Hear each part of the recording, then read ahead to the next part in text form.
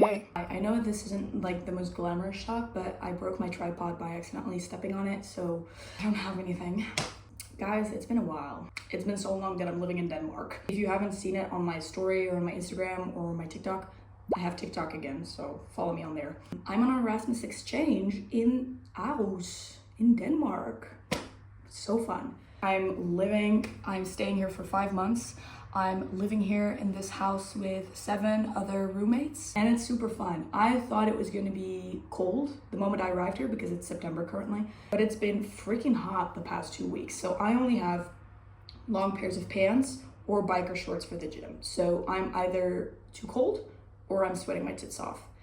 Anyway, I'm really enjoying my time here so far, and I am gonna make like a little vlog. It's probably gonna be more of a montage of stuff because I'm not filming all around the house with all my roommates because I'm not that comfortable yet with them. It's been a while since we did a knitting podcast, and what's kind of annoying is that I didn't bring all of my knitting stuff or stuff I recently finished because I moved here and I cannot bring all that much stuff. And I am due to leave to the gym with one of my roommates in like 20 minutes, so I'm just gonna get started right now while the lighting is still semi-good, so I can show you at least a few things that I finished. I'm gonna start off with the thing that's like closest to me, and that is the Peush wash bag. This is a pattern by Cisne Knits. I don't know how to pronounce it. She's Polish. It's a toiletry bag that I tested out for her, and the pattern is now out on Ravelry, so go check it out. It was a really fun pattern to make and to test, and the construction was also really fun. It has a really fun and interesting pattern, I feel like, texture on the sides, and it has a double knit bottom, so it is extra sturdy, and it also has double knit bands where the zipper goes in. I would recommend you do one thing differently than I did, is to buy your zipper after you finish this, because even though I hit gauge, my zipper is way too long, so now it bulges out instead of laying nice and flat, because it is supposed to look like this, a little bit more structured and a little bit more square. For the inside, I added a really cute liner. All of my knitting stuff is already in here, but I added this nice and flowery liner that I had lying around. I almost never sew, so I sewed this nice little lining, and then I painstakingly whip stitched it in there. I did it really clean, if I say so myself. And yeah, I'm really happy with it. A bit like the yarn itself is not very sturdy, so you can't really see the design all that well, but if you want to see like better pictures, I suggest you go to I can't pronounce it, her Instagram, and I'll link that in the description below. But yeah, it's a fun little quick project that I did during my exams. This was kind of like the only thing I was knitting while I had my exams. The reason why I've also been kind of absent is because I had to resit an exam before I left and then resit one 2 weeks into my stay here. So this is officially that I get the first few days. Sorry, there's a helicopter flying over.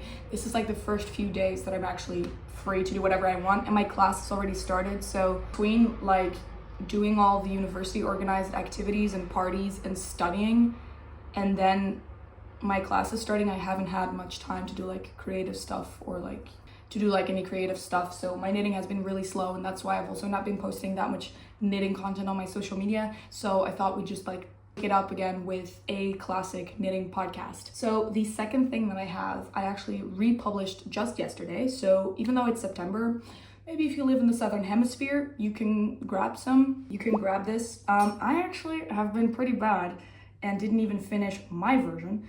My testers, however, did, so I'll add some tester pictures with their names. Oh my god, my thread is everywhere.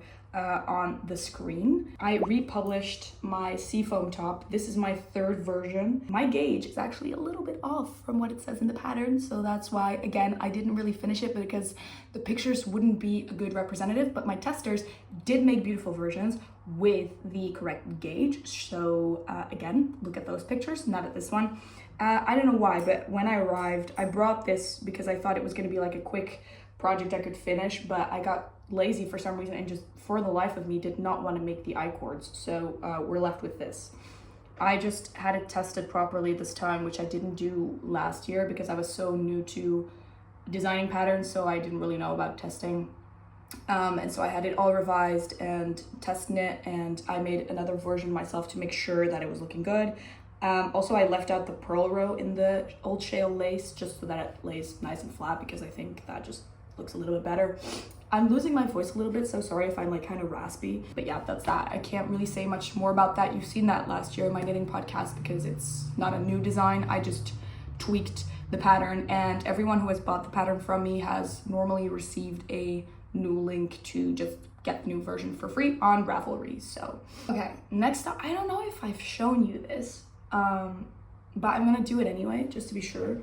It's been a while since I've filmed anything and I didn't really check, but this little red saddle shoulder cardigan is finished, and I've never been so happy with a project and how sophisticated it looks. And I am planning a pattern for this, but I just don't know how to calculate short rows for different sizes, and also the saddle shoulder shaping is just kicking my ass. So if anyone has like, it's too hot to keep this on, if anyone has like good resources for me to figure out, or like resources on how to grade saddle shoulders, that would be lovely, because I want to I knit this one continuously, so kind of like one big raglan stripe, but like other patterns that I have, like sweater number 26, she knits the saddle shoulder separate, which could work if you're doing more like a drop shoulder, because it is very oversized, but I don't feel like that works really well like this. And also I hated the way the sweater number 26 was constructed. I hated knitting the saddle separately, so I prefer doing it this way. If you were to knit this up, or if the pattern ever comes out, just know that it's going to be a lot more even, like knit up evenly than I did, because this is yarn that I bought from a handmade sweater, and I unraveled it and I washed it and I hung it to dry so that it would become less curled up, but still it's kind of visible. I think that it has been used before, this yarn, but I am super proud of this, and it is on 4mm needles, so it's very nice and sophisticated, because for my own designs I usually go for bigger needles, because I feel like that's a bit easier to grade and it goes by a lot faster, and just because this is probably like the most complicated and sophisticated design so far, I really want to take my time with this. So even though I finished this before the project I'm working on right now, that one is a bit easier in construction wise and it goes by a bit faster. This one is something that I really do not ever want to mess up. Like, I don't want to do with any of my projects, but feels like something I really would be super proud of. So I decided not to give any fucks about any of my roommates hearing me, because they can. I live on the top floor, which is great because I only share the top floor with one other person, so all of the 6 other people who live on the 2 downstairs floors, they cannot hear me, which is, I think, is great. We have the most traffic noise because we are on the street side, but I don't mind it. I love it. I have the biggest room, so I'm definitely not complaining. Okay, so before I leave for the gym, this is going to be a real short video, but I don't mind, to be honest. Like, this is a good way to get back into making some videos. This bad boy is what I'm working on right now, and she's chunky, but she's nice. I don't have a name yet for the pattern, so if you have a name for it, please suggest that.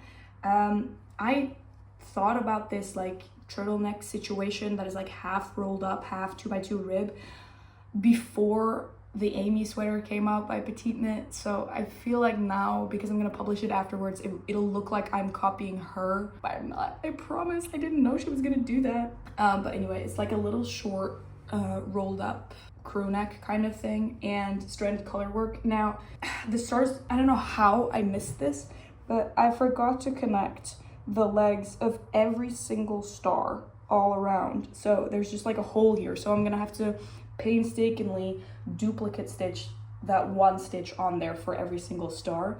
Also, I'm still pretty new to color work, so it's not that nice, but some of my testers, I've seen their color work stuff and they're so much better at it than me, which is great, which is like a guarantee of quality, which is really nice. It's not blocked yet at all, so right now it's still pretty bunched up, but it's supposed to be a little bit more oversized, like 25 centimeters of ease, I would say. I wouldn't dare to say 30. I would like it to have 30 centimeters of ease, but I don't want to overstretch this yarn. This yarn is Creme que Soul Wool Mary Merino 70. So it's pretty, it's made on 5.5mm needles. So it's pretty heavy, but it does stretch a lot. I've noticed from my sweater 26, which I made with their 110, like a little bit thinner, like their sports weight, I think, or their DK, and it became really baggy. Like the stitches would become very open and very loose, which I don't really like. So I'm going to be really careful with blocking this so that it does not become too much like a linen sack, you know? I'm really happy with it so far. I love the tension on this yarn. I love it. It's very beautiful. The sleeves are going to be pretty wide. For the extra small, I'm actually not decreasing at all throughout the sleeve. For the bigger sizes, I am doing that, but just like a little bit because I do like it to be pretty chunky.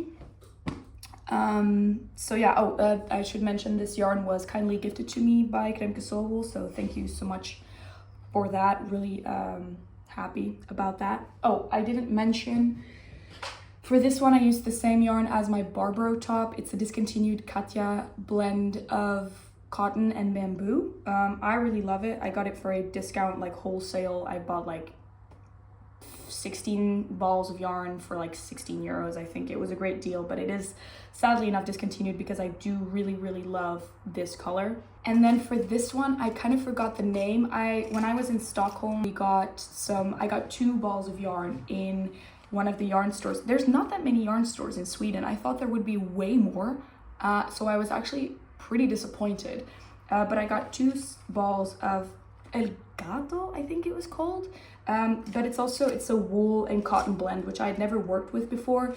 And because I just really like the color and the yarn quality, I decided to just get 2 skeins, and I was planning on making like a little bag or something. But then I saw that they were looking for testers for the Peush wash bag, so I just decided to make that. And it ended up being more than enough. I was scared I wasn't gonna have enough, but it ended up being great.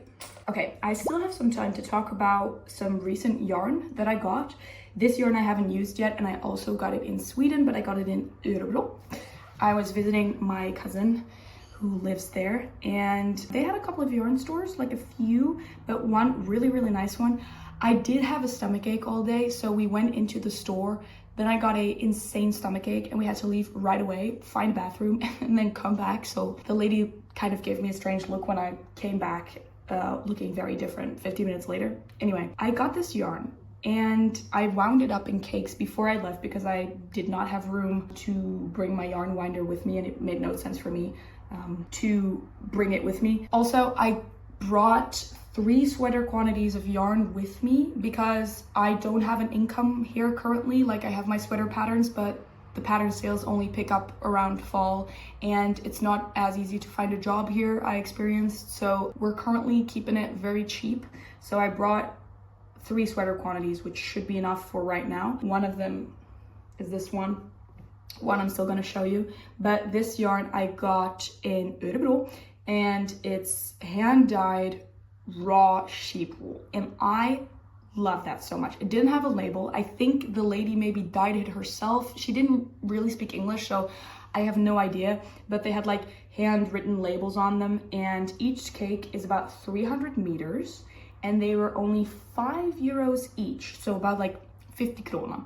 And I saw them, and like the colors and the price point, I was like, I don't care if I have room in my Ryanair luggage, we are taking this with us. Like, I need them. So I got 3 of these. I got 3 brown ones for 5 euros each, I think. And then I got this gorgeous blue, which matches so beautifully with the brown in my opinion. For 6, I think. It was a little bit more expensive because of the blue, but they're from the same material. They were like in the same display. And then I also wanted to get white of the same material, but I decided not to because I just didn't have any room, and I thought white, natural, undyed yarn is like the easiest thing to find. And so the yarn that I got is fitting color-wise, but it's different in texture, which I don't mind personally. I got some undyed Malabrigo Rios, and so I got this. It's like a little less, but when I'm planning to, it's not as heavy, or like the meterage is not the same as these, but I think it'll be enough for what I'm planning on doing with it. And this is my all-time favorite yarn. It's the softest ever. I used it for my chestnut sweater as well.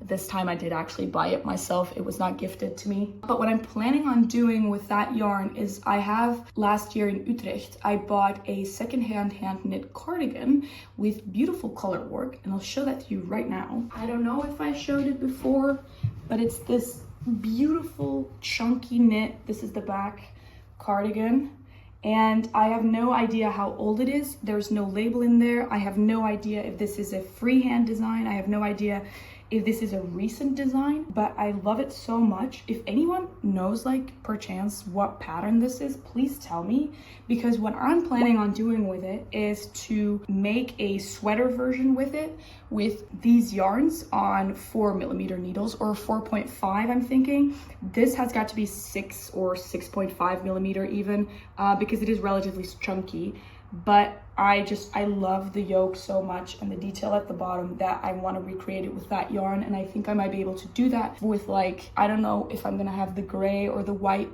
what's gonna be what, but we'll figure that out. But I was thinking, I don't know if that's legal, but if I do not find a reference for this, like, or an existing pattern, I might want to make it into a pattern, maybe for free or whatever. But I've never done like this type of stranded color work. I have no idea how I would grade this into a pattern. So again, if anyone knows how to do that, please tell me.